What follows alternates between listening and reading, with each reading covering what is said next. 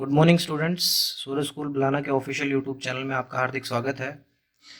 अगर अभी तक इस चैनल को आपने सब्सक्राइब नहीं किया है तो चैनल को सब्सक्राइब करें, बेल आइकन को प्रेस करें ताकि लेटेस्ट वीडियो नोटिफिकेशन आपके पास पहुंचती रहे।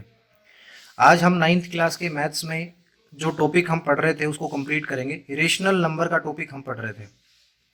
इरेशनल नंबर जो टॉपिक हम पढ़ रहे थे वो इरेशनल नंबर के बारे में पढ़ रहे थे। देखिए, इरेशनल नंबर में मैंने इनकी प्रॉपर्टीज के बारे में आपको बता दिया था कि इरेशनल नंबर की प्रॉपर्टीज क्या क्या होती हैं। ये मैंने आपको समझा दिया था कि इरेशनल नंबर की प्रॉपर्टी कम्यूटेटिव, एसोसिएटिव, इन सब प्रॉपर्टीज को फॉलो करती है अगर एडिशन और मल्टीप्लिकेशन की बात करूँ तो। ठीक है, तो ये प्रॉपर्टीज मैंने आपको बताई थी। कुछ एक चीजें जो बची हुई थी वो मैं आज आपको समझाऊंगा और फिर क्वेश्चन सोल्व करेंगे। देखिए, एक चीज आपने याद रखनी है कि अगर आपको दो नंबर दे दिए जाएं, दो कोई भी नंबर रेशनल नंबर दे दिए जाएं, ए और बी दो रेशनल नंबर दे दिए जाएं, रेशनल नंबर, और आपसे कहा जाए कि इनके बीच में जो रेशनल नंबर लाई करता है वो बताएं, तो अगर रेशनल नंबर का पूछता है कि इनके बीच में रेशनल नंबर क्या है, तो ये है rational number lies between, rational number lies between A and B, पहला। अगर दूसरा आपसे कहता है इसके बीच में इरेशनल नंबर बताओ, तो under root of A B is irrational number, irrational number lying between A and B. तो ये चीज आपने याद रखनी है कि आपके सामने अगर दो रेशनल नंबर दे दे ए और बी और आपसे कहे कि इनके बीच का रेशनल नंबर बताओ, तो आप क्या करेंगे, ए प्लस बी बाई टू, ये तो रेशनल नंबर आ गया इनके बीच का, और आपसे कहे कि इनके बीच का इरेशनल नंबर बताओ, तो under root of A B is the irrational number lying between A and B. ठीक है, तो अब कुछ क्वेश्चंस लेते हैं और उन क्वेश्चंस को सोल्व करने की कोशिश करते हैं। देखिए, पहला क्वेश्चन कह रहा है are are the square root of all positive integers irrational if no give two examples।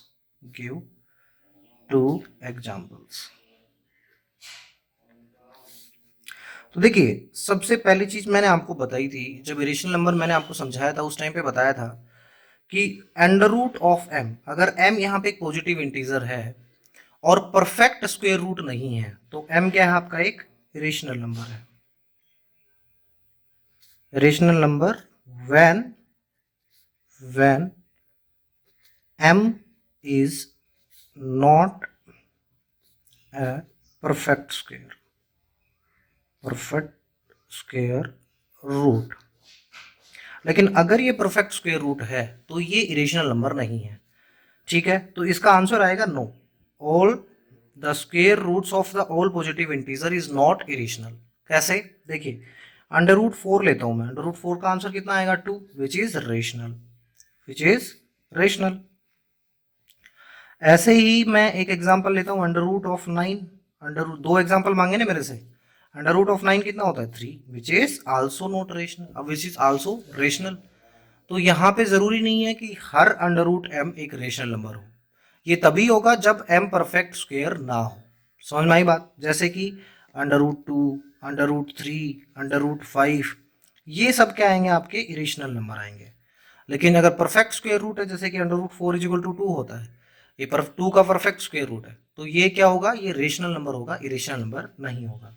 चलिए, नेक्स्ट क्वेश्चन आपसे कहता है, और आर ऑल द क्यूब्स, ये क्यूब्स का क्वेश्चन भी साथ ही कर लेता हूं मैं, ये क्यूब भी लिख लेता हूं कि क्यूब भी क्या परफेक्ट स्क्वायर रूट होता है। देखिए, अंडर रूट एम की क्यूब, सॉल्यूशन, क्यूब का क्वेश्चन है, is irrational number when only when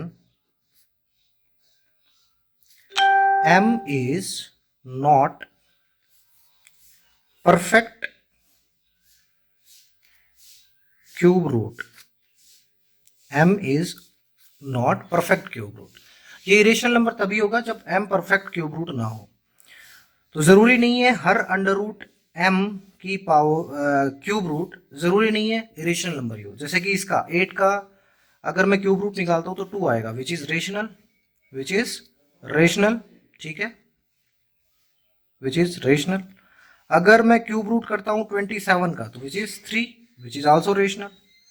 तो इसका आंसर आएगा no, all positive integers cube root is not rational, ये जरूरी नहीं है, which is also rational number, ठीक है। तो आपका नेक्स्ट क्वेश्चन क्या कहता है? नेक्स्ट क्वेश्चन कहता है राइट 3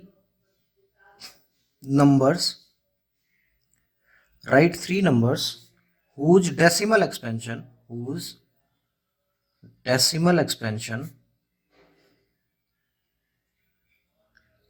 are non-terminating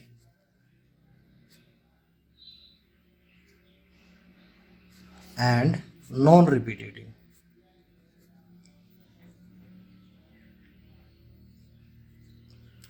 आपसे क्वेश्चन कर रहा है कि ऐसे 3 नंबर बताओ जिनका डेसिमल एक्सपेंशन ना ही तो रिपीटेटिंग है और ना ही टर्मिनेटिंग है। तो सिंपल सी बात है, अंडर रूट एम आपको पता है कि ये ना ही तो टर्मिनेटिंग है और ना ही रिपीटेटिंग है। अंडर रूट एम मतलब बोलूँ तो मैं यहाँ पे अंडर रूट 2 कर दो, अंडर रूट 3 कर दो, अंडर रूट 5 कर दो। ये तीनों नंबर ऐसे हैं जिनका डेसिमल एक्सपेंशन ना ही तो टर्मिनेटिंग है और ना ही रिपीटेटिंग है, ठीक है। नेक्स्ट क्वेश्चन लेता हूं मैं। नेक्स्ट क्वेश्चन जो आपका कह रहा है वो बहुत ईजी क्वेश्चन है। आपने rational number insert rational and irrational number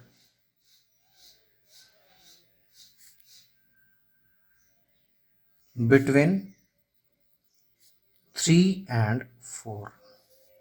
देखिए मैंने आपको इसका तरीका बताया था वीडियो के स्टार्टिंग में ही, मैंने इसका तरीका आपको बताया था कैसे सोल्व करते हैं इस क्वेश्चंस को। अगर आपने रेशनल नंबर को निकालना है, अगर आपने रेशनल नंबर निकालना है तो मैंने क्या बताया था, तो आप क्या कीजिए a प्लस बी बाय 2 कर दीजिए, ठीक है। तो a प्लस बी बाय 2 मतलब 3 plus 4 by 2 that is 7 by 2। 7 by 2 is a rational number which is lying between 3 and 4। और अगर आपने इरेशनल नंबर निकालना है, अगर आपने इरेशनल नंबर निकालना है तो आप क्या करेंगे, तो आपके पास फॉर्मूला था अंडर रूट ए बी, यही था आपके पास formula. Under root A B मतलब under root of 3 into 4 that is under root 12। तो under root 12 is a irrational number which is lying between 3 and 4 while 7 by 2 is a rational number which is lying between 3 and 4, ठीक है। तो next question लेते हैं आपका, find two irrational numbers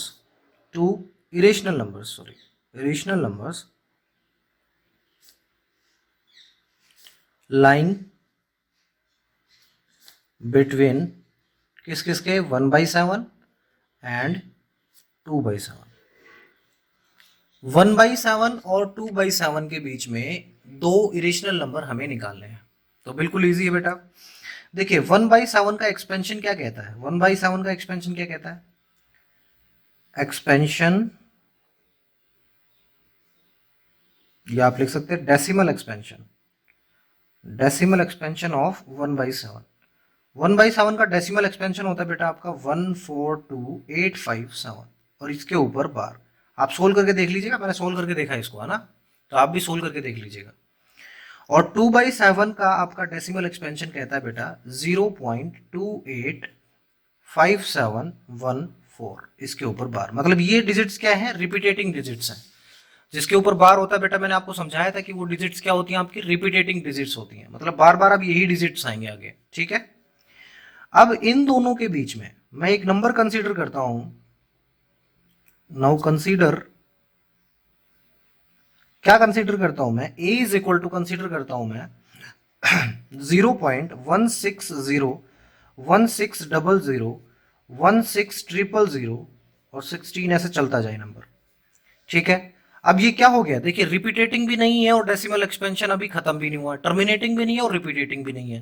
तो ये कौन सा नंबर हो गया आपका, इरेशनल नंबर हो गया। मैं ऐसे एक बी कंसीडर करता हूं, मैंने कुछ भी कंसीडर कर सकते हैं आप, 0.21 211 21112 ऐसे चलता जाए फिर, ठीक है, तो ये नंबर भी क्या हो गया आपका, ये भी नॉन टर्मिनेटिंग और नॉन रिपीटेटिंग रेशनल नंबर है। तो अब ये दोनों नंबर्स किसके बीच में लाई करते हैं बेटा, देखिए 1.60 इसके बड़ा है इससे, और 21 इससे छोटा है। ठीक है, तो आप कह सकते हैं 1/7, 1/7 से क्या, 1/7 से ए आपका बड़ा है, बट आपका बी जो है वो 2/7 से छोटा है। तो ये आपके दो डेसिमल एक्सपेंशंस हैं, इरेशनल नंबर हैं, जो लाई करते हैं किस किस के बीच में बेटा, 1/7 के बीच में और 2/7 के बीच में। ठीक है, चलिए नेक्स्ट क्वेश्चन लेते हैं। नेक्स्ट क्वेश्चन क्या कहता है आपका, वो देखते हैं। नेक्स्ट जो आपका क्वेश्चन है वो कह रहा है कि find two rational and irrational number, find two rational and irrational number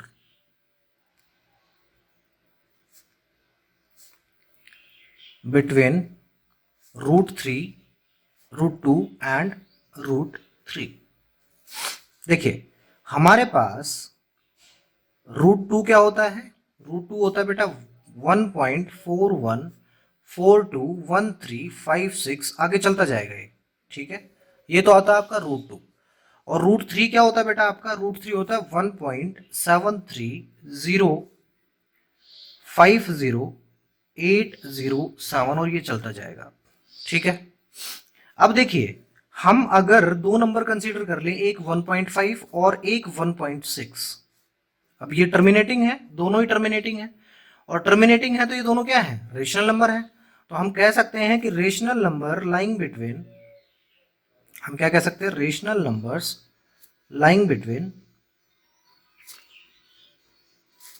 √2 and √2 and √3 are 1.5 and 1.6।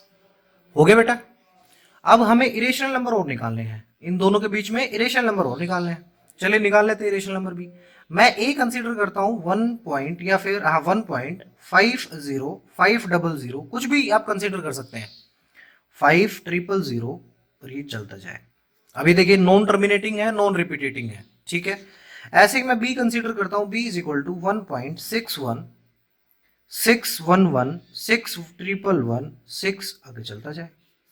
अब देखिए यहां पे आप देखेंगे तो √2 से ए तो बड़ा है, लेकिन √3 से भी छोटा है। तो आप क्या कहेंगे कि √2 ए बी और √3 आ गए आपके ए और बी। तो आपके रेशनल नंबर भी आ गए और आपके इरेशनल नंबर भी आ गए। ठीक है, तो ये आपकी जो असाइनमेंट है, आपका असाइनमेंट,